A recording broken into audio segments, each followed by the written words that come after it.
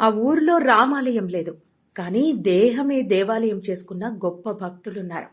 రాముడి నుంచి తమను ఏ శక్తి వేరు చేయలేదని నిరూపిస్తూ ఒళ్లంతా రామనామంతో పచ్చబొట్లు పొడిపించుకున్నారు ఓ తెగకు చెందిన గిరిజనులు. అవును, మీరు వింటున్నది నిజమే.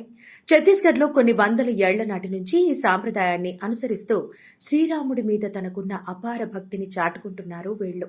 ఛత్తీస్గఢ్లోని జంజీర్ చాపా సారంగఢ్ జిల్లాలో ఒక తెగ ఉంటుంది.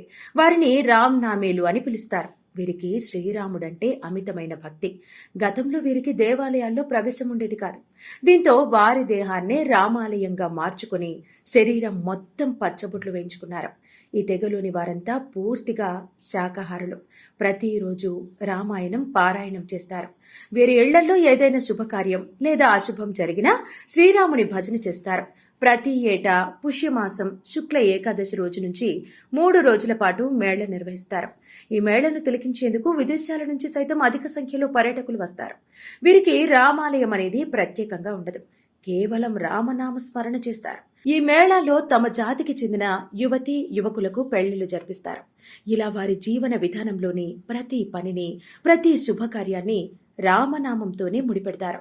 పిల్లల నుంచి పెద్దల వరకు ప్రతి ఒక్కరూ అనునిత్యం రామనామ స్మరణలో స్మరిస్తూ శరీరమంతా పచ్చబొట్లు పొడిపించుకోవడం ఆ తెగలో ఆనవాయితీగా వస్తోంది.